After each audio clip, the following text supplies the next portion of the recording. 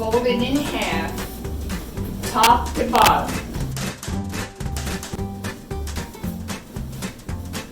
Then there are 4 corners, and on your corners you have a seam, and you're going to put your finger in that seam, and you're going to find the very same seam on the other end, and you put the two together and tuck them in. Tuck the bottom one into the top. Lay it there.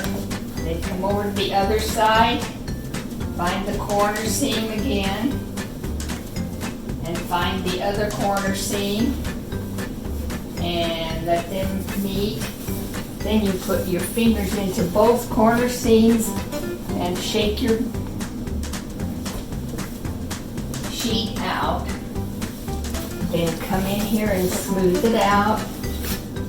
Come in here and smooth it out so that it's all smooth.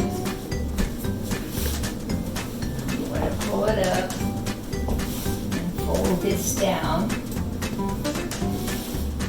And then you're going to fold this one up. And fold it up one more time. Then you're going to fold it in half. Spread it out. Come and bend it over one time. This one you're going to bend over 2 times. Then you have it. There's your sheet. And if the rest of your house is a mess, you can always show people your nice, neat linen closet.